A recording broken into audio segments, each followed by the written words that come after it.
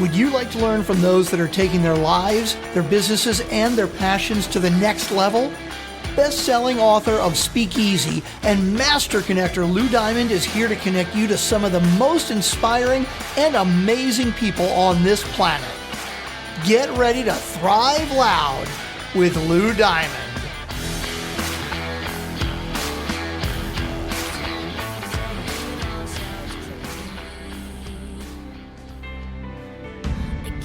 They can say I've lost my mind.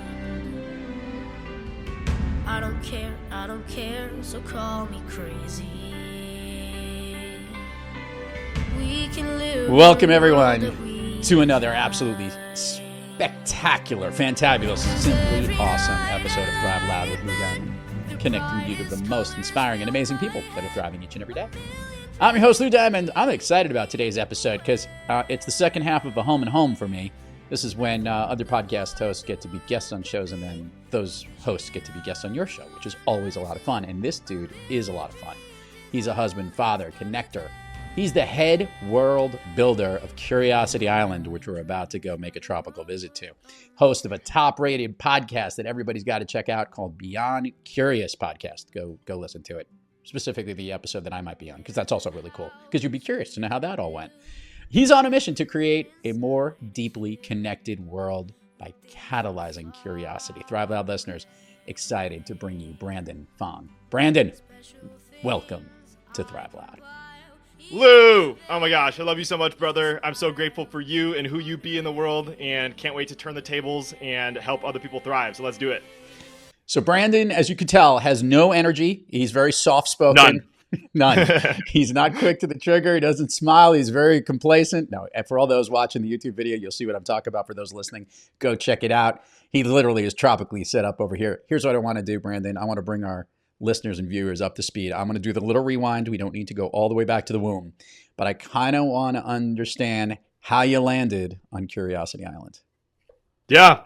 I'll take you to a very non-tropical location, aka November in Wisconsin.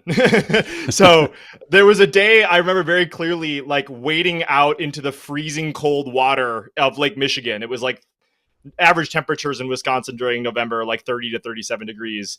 And I was like, before I was wading in the water, there's a few like stragglers on the beach that are just looking around, and they see this weirdo ripping off his clothes into his bathing suit and going into Lake Michigan. And so I dove into the water that day because I just wanted to feel something, because at that point in time, while I was sitting in the water, I had just gone through a quote unquote business breakup of a relationship that I had invested a lot of time, energy, and effort into, somebody that I love very much. And it was like a huge reset for me. I won't go into all the details, but as I know from interviewing so many people, and you as well, Lou, sometimes we need those resets to step back, ask the big questions, come back with more alignment. And so it was kind of a ground zero moment for me after that business got wiped. And I just had to ask myself all the deep questions that are hard to answer. Like, what do I want? What are my core values? What are my superpowers, or as what we call on my island, the 4%?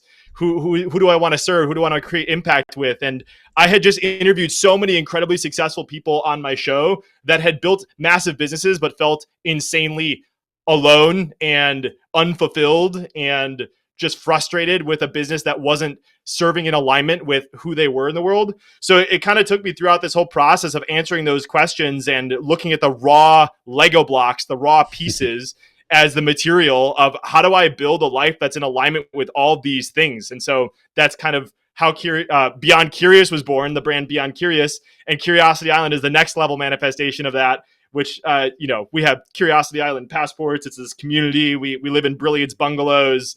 We talk about our 4%. So I won't go into any of that because I'll let you ask, but it's been this series of breaking all these different variables apart and just asking myself the question, what if I could build a life with all these characteristics? And now I'm living this wild life where I get to live on an island, on my virtual island right now. But yeah. I want to ask one thing that I know the listeners heard and viewers got a chance to see, the 4%. That's the one I want to hint on. Talk a little bit about what that's about and how you came to that number and how that all resonated with everything that you're about. Yeah. So in that discovery process, I came to the realization, and you kind of shared it in the intro. I believe my purpose is to create a more deeply connected world. And to me, that means kind of two parts. One is learning how to connect more deeply with yourself and know who you are at your core and building a strong relationship with self.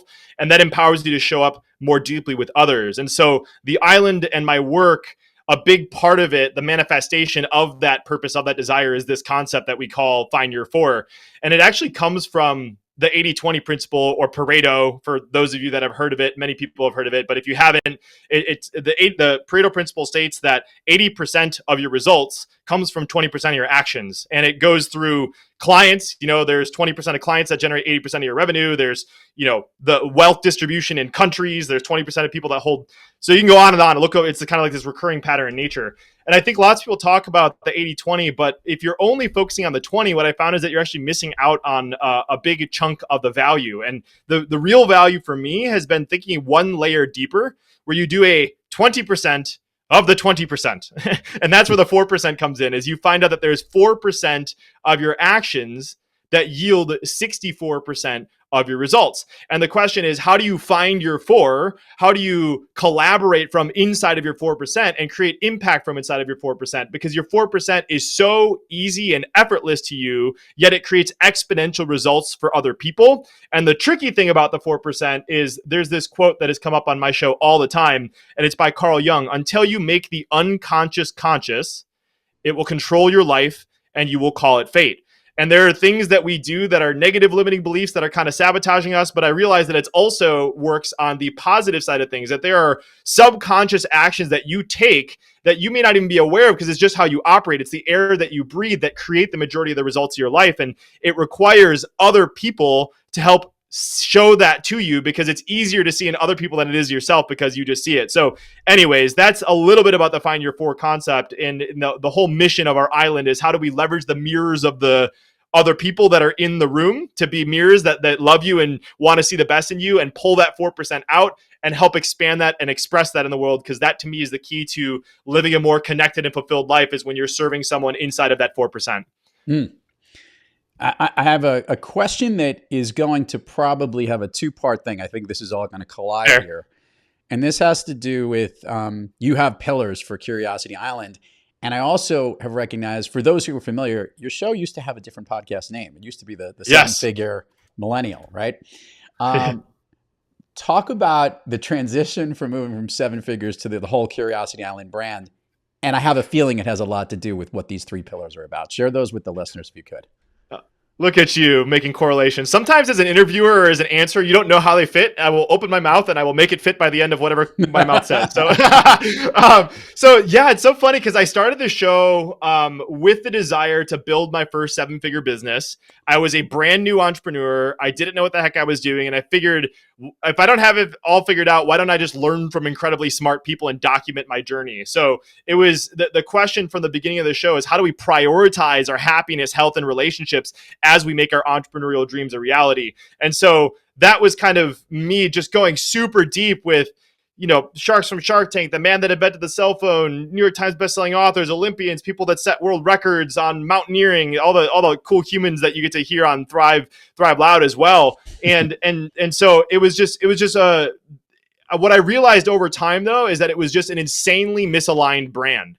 And I kept getting all these funnel bros reaching out to me, and like people thinking that I had a seven-figure business when I didn't at the time. And it just felt really icky, that I just felt, there's actually, I learned this, and there's a fun little random curiosity thing. Hermit crabs have this point where they outgrow their shell, and they have to, they literally all line up and trade shells. It's this really weird thing. If you YouTube it, it's really cool. Is they all literally, one gets out, they're exposed for a little bit, and they switch it. And I felt like that hermit crab that had outgrown his shell, but I didn't know what that next level thing was. And my predisposition is, okay, let me go back and learn from who are the people. So I'll tell you this one exercise that'll tie into the fun, leverage, and energy is my pillars of the island. But one of the most powerful exercises I ever did is, my friend Randy Mullen has this concept called +2 energy. And basically what you do is, at the end of every conversation or at the end of any task that you do, you rate your energy level on a scale of -2, -1, 0, +1, and +2. And the idea is that if you're talking about it in the context of a conversation, if I have +2 energy after the call and that person does too, chances are that means that we have a similar understanding of what energy is. Not to say that if I have an interaction with a negative one that it's bad energy. It just means that we're not aligned, right? And so it took me going back through all the guests that have come on my show, all my friends, and I'm like, what are the characteristics of these +2 humans? And I realized that it fit into an acronym for me. And I'm a huge sucker for language, because the more that you can package and put language around a concept, the easier it is for you to recognize and for other people to help and support you with. And so I realized that all the +2 people in my life were all what we on the island now call castaways, but it's an acronym. And the CAS stands for curiosity and connection, people that are ridiculously curious about the world, about other people. A stands for alignment. It's not enough for them to just build a business. To build a business, it has to be in alignment with who they are and expressing their gifts in the world. S is for spiritual. Lots of the people on my island are really passionate about raising their level of consciousness, expanding their spiritual side of it. And T is for transformational. So what we do on the island is that's the characteristics of high energy. Is when you're around high energy people, warp speed happens, right? So that's energy. And then the leverage pillar is like what happens when you're in a state of high energy and you work on high leveraged things. That's where the 4% comes in. And then the last pillar is fun. Like, I've realized I had this incredible opportunity to spend a day on Sir Richard Branson's Necker Island. And what I learned from Richard is just watching how fun and quirky he is and how unapologetic he is about his approach to building business.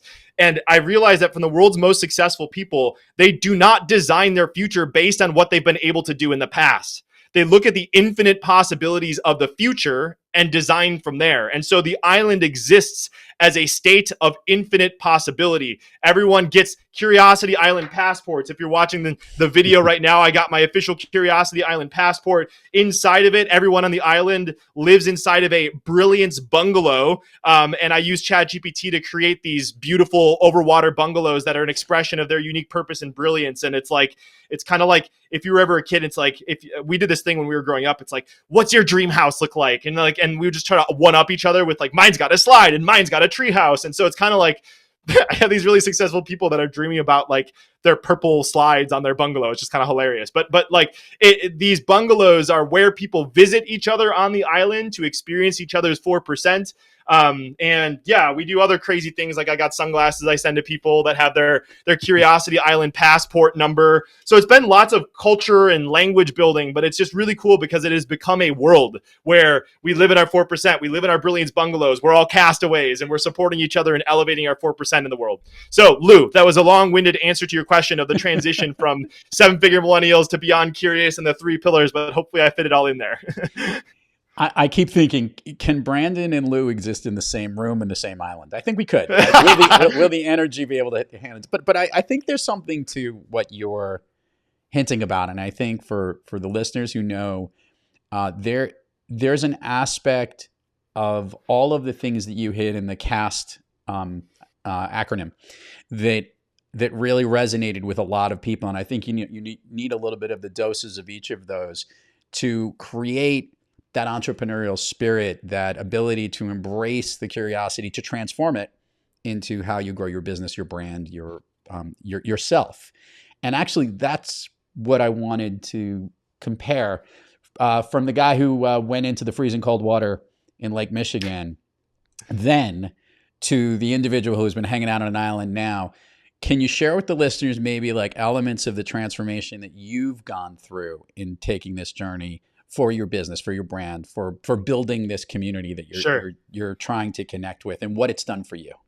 Yeah. Oh man, I literally kind of pinch myself. It's funny. I've been thinking about changing my LinkedIn title to say this. There's that song "Smash" by Smash Mouth. It's like, I'm just your average, ordinary, everyday superhero. And I just love the juxtaposition of that lyric. And I just want to say, I'm just your average, ordinary, everyday Wisconsinite building a virtual island of infinite possibility. It's just like, yeah. So to answer your question, I want to give a exercise that was a huge catalyst for me that anyone can take and apply to building a business that's in alignment and expression of who you are and your purpose. And it'll kind of also weave into my journey with it. So one day I was playing a board game with my wife, Leah, and it was a new board game. And she watched me like pull out the box, there's like the suction of a new box, and I'm like reading through it. And she was just kind of laughing. She's like, it's so funny watching you figure out a new game because you're so good at figuring out how to win. And she said it as kind of like a loving comment. But it opened up a really interesting question for me. And I was like, if I'm really good at winning at games, what would it look like if I designed a game for Brandon Fong, the player, to play? It was just a really interesting question. I was like, and I literally journaled on this, and this question opened up this whole world of possibilities for me because I realized that there's two versions of ourselves. There's the architect version, and that's the version of you that's designing the game. And then there's the player version of you, and that's the version of you that's playing the game, that's doing life, that's operating your business and doing all those things. And I find that if you put these two hats on in separate ways, it helps you to design things more effectively. And so for those of you that have seen Jumanji, the one with Kevin Hart and the Rock.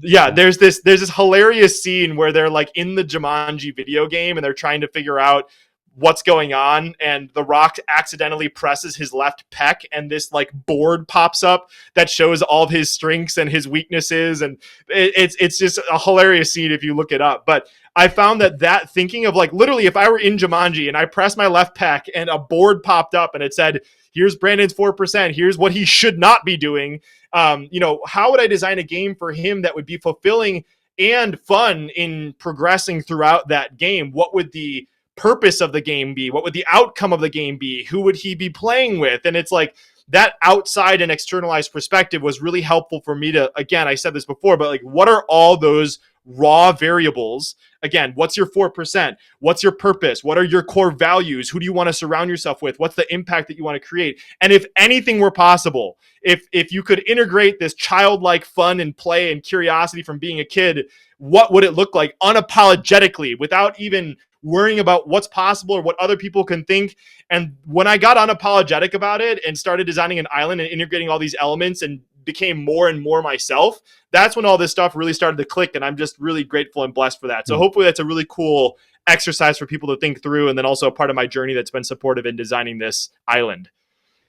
My favorite part of that scene is Kevin Hart going, the cake. My weakness is strength. My strength be my weakness. Be my weakness. My weakness is strength. It's just a great like dichotomy about the fact that he wasn't that good, and the cake thing was good too. By the way, love that, and thank you for sharing that. And I think it's an interesting take that that everybody can have when you start to. I actually believe the more that you find connectivity to your messaging and your brand and how it connects to others, it creates a very specific uniqueness that people can identify with, relate to. And as extreme as I'm going back to the visual here of Brandon on his island, for those who are watching the video, you can see everything that he has going on here. Hashtag, we definitely need Curious George in the background, a monkey in this little island. I'm running out of room, man. He's running out of room with his glass and everything. But what I think is so great is that it not only sets the identity for you, but it also develops a credo, develops a mission. It creates a community. And for those that want to look at emulating whatever your island might be, and the community that you're trying to create and bringing those people on it, Brandon's done a great job of incorporating business, passion, interest, focus, message all together, which is really something to be admired and something I've respected since I've gotten to know him. And thanks, brother. And I definitely have something respectful here. I love asking guests this question, so I want to see where this goes because this is going to be interesting. We all have off days when we're not quite kicking on all cylinders, a little off our game. When Brandon Fong is not quite kicking on all cylinders, is there a practice he seeks or an individual he seeks out to get himself back on the thriving track? I think the biggest thing that has helped me lately is just it being okay. Like I think that for some reason I haven't shared this in a long time. My friend Neil Moore on the podcast shared about there's like 3 phases of a relationship, and a relationship could be with anything. It could be with a person, it could be with yourself, it could be with life. And like the 3 phases are, it's either growing, it's plateauing, or it's decreasing. And what was really cool when he said that, it's like, when something is going wrong in a relationship, or when something is going wrong in our life, we say it's decreasing. We're like, this is bad. This is not supposed to be happening.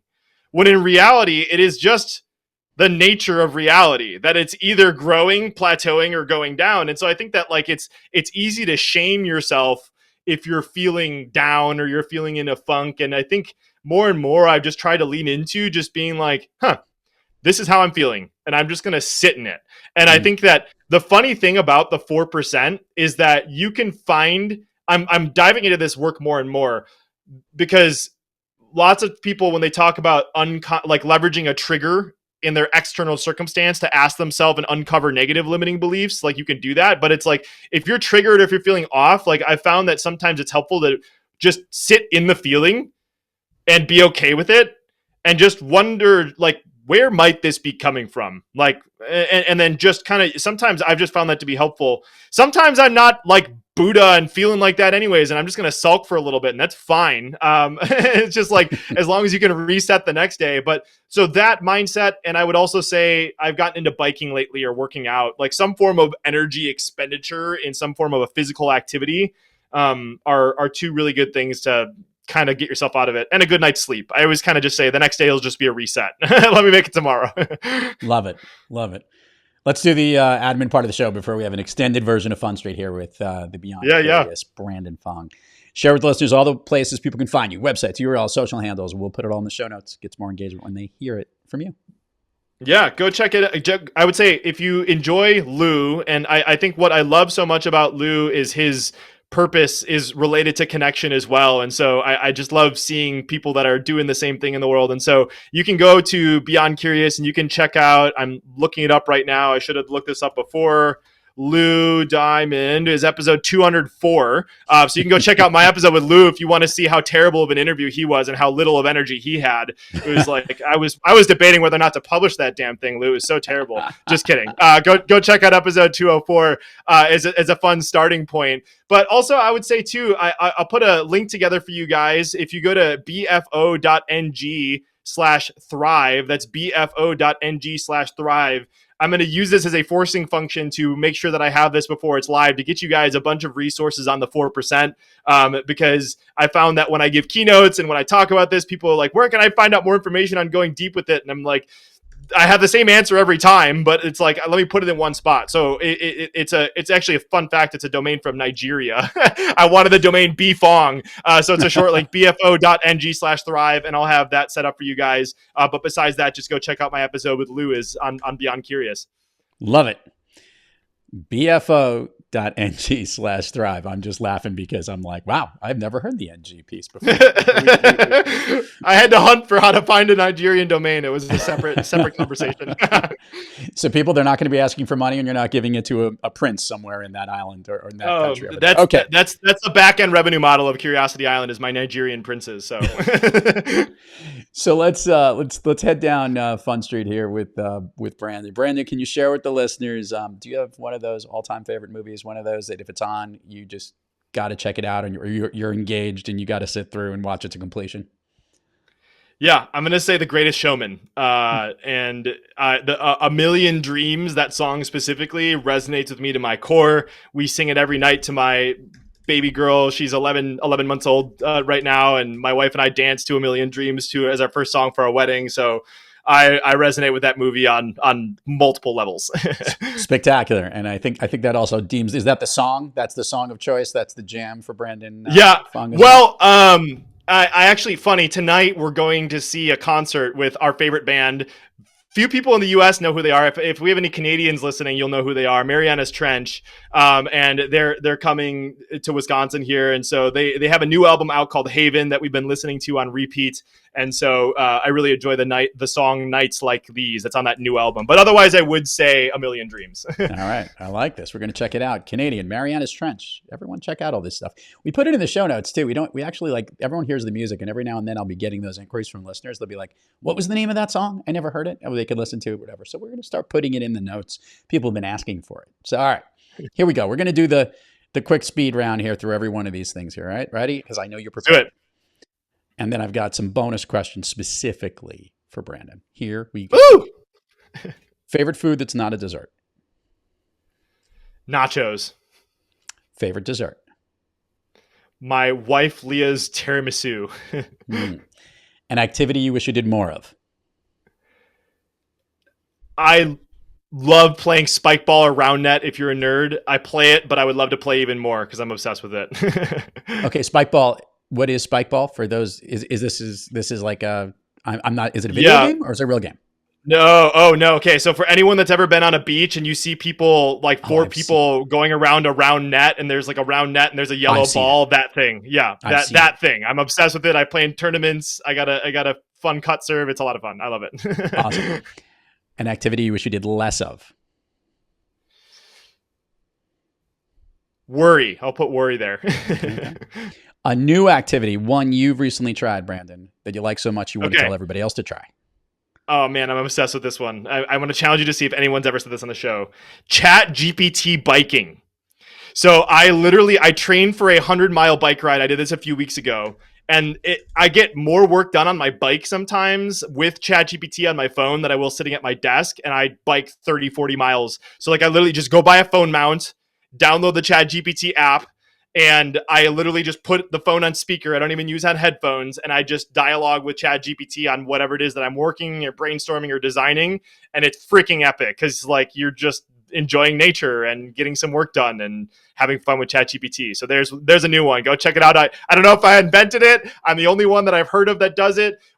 Sorry, one last one. You can also catch up with people on video on that too. Like on WhatsApp or voice notes, like it's just the coolest video to receive for people. Like, hey, I'm thinking about you, and you're literally just like pedaling on your bike and you're like with your helmet. Yeah, exactly. So like I use the bike as an opportunity to reach out, connect with people, and Chat GPT bike, and would highly recommend someone go check that out.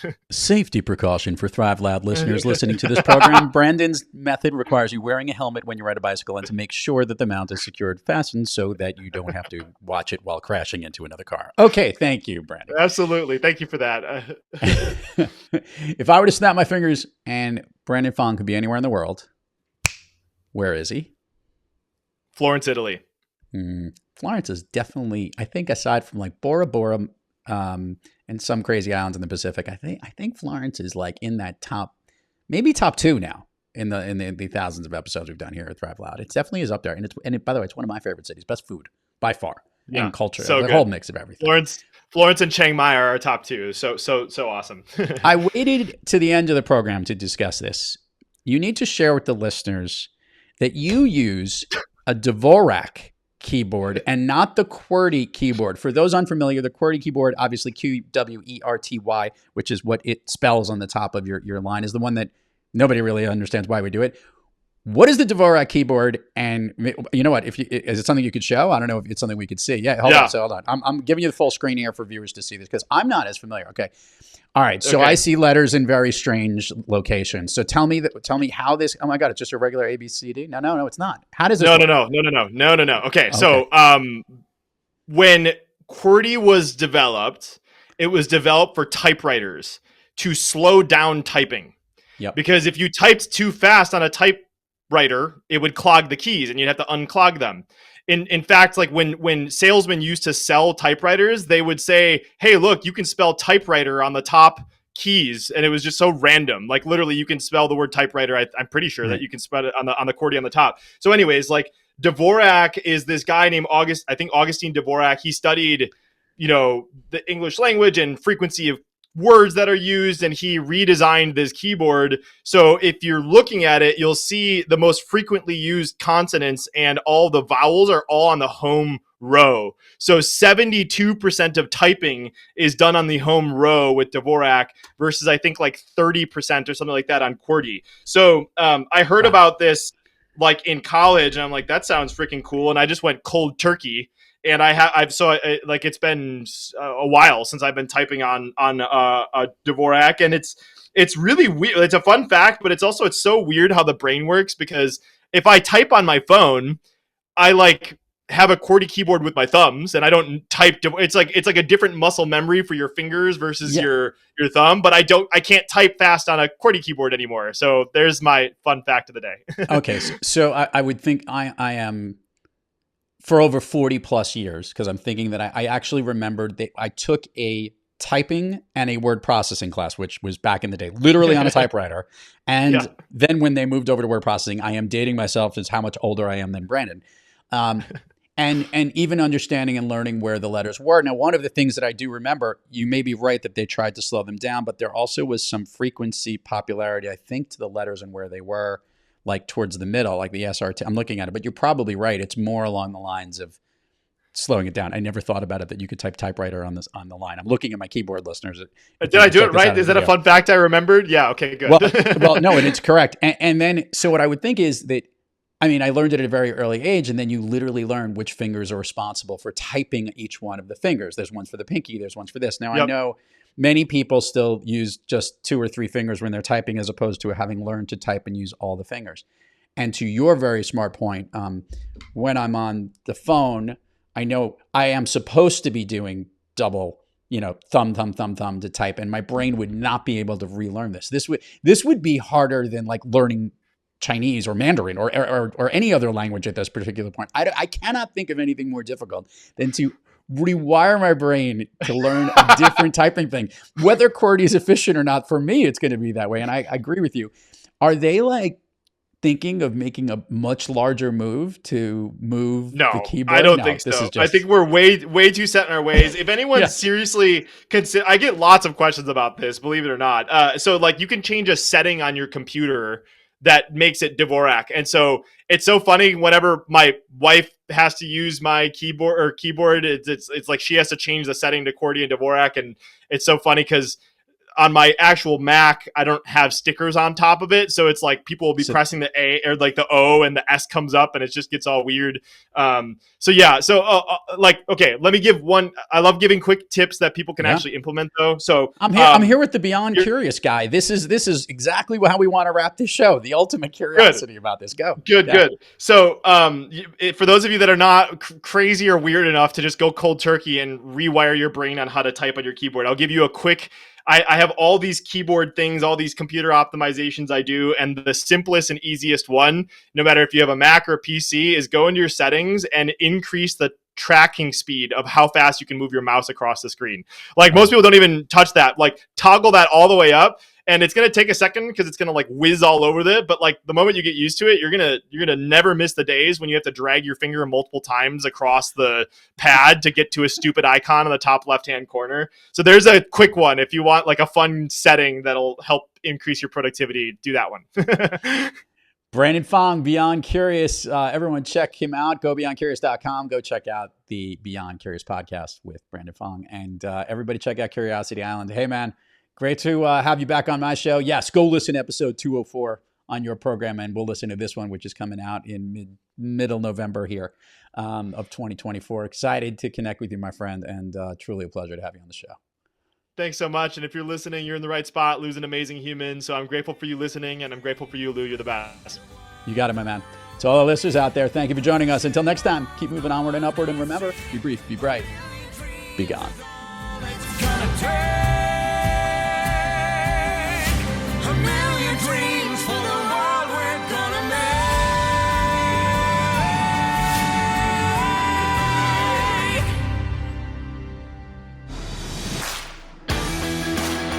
You've been listening to Thrive Loud with your host, Lou Diamond.